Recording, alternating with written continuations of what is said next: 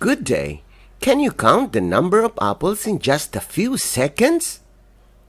This will be our lesson today. In this video, we are going to introduce to you the process of multiplication or the repeated addition. Can you find the differences and the similarities? We have here 6 apples.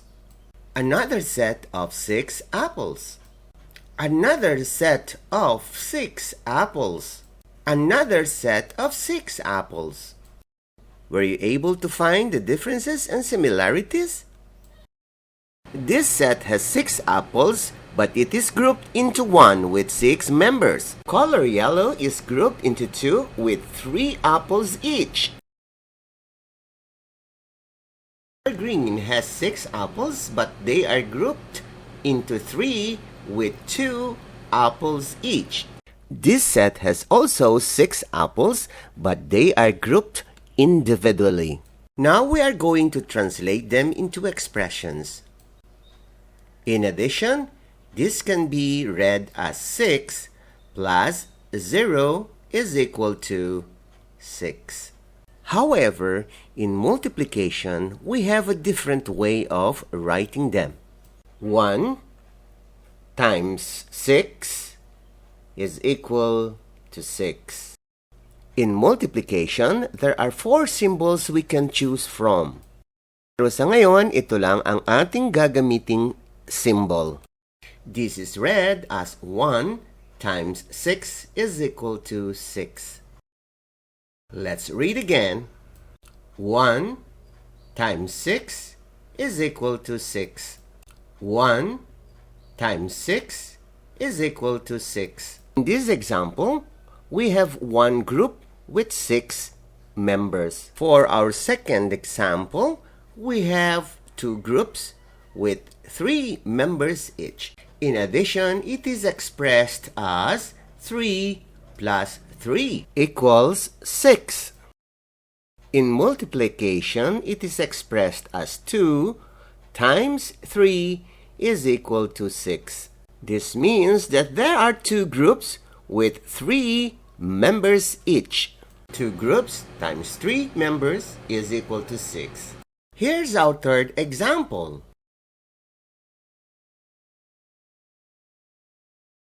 How many groups do we have?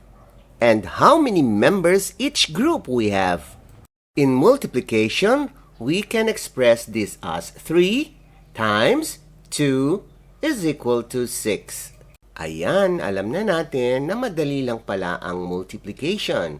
It's repeated addition. In this example, we have 3 groups with 2 members each, and it is equal to 6. Sunod nating halimbawa ay ang mga tig-iisang mansanas.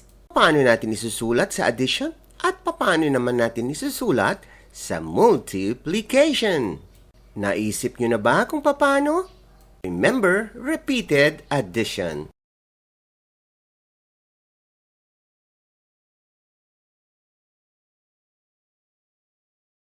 One is repeated 6 times. That is why it is equal to 6. Now, this is how we write them in multiplication. 6 times 1 is equal to 6. There are 6 groups and has only 1 member, so 6 times 1 is equal to 6. 6 times 1 is equal to 6. Here are the parts of a multiplication sentence. We have multiplicand, and the other one is multiplier. And the product is the result of multiplication. Now it's your turn to write them in addition as well as multiplication sentences. In addition, we have 5 plus 0 is equal to 5. In multiplication, it is expressed as 1 times 5 is equal to 5. Be sure that your result from addition and multiplication have the same answer. Now, your turn.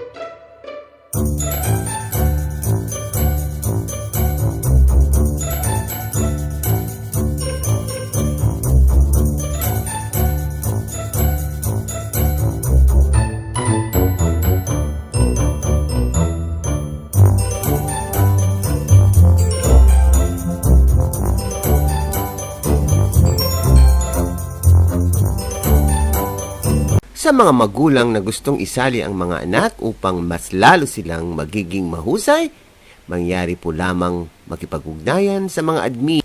I-search lang sa Facebook ang IVFC Early Learners Info page. Ito ay isang libreng serbisyo mula sa I Volunteer for Filipino Children.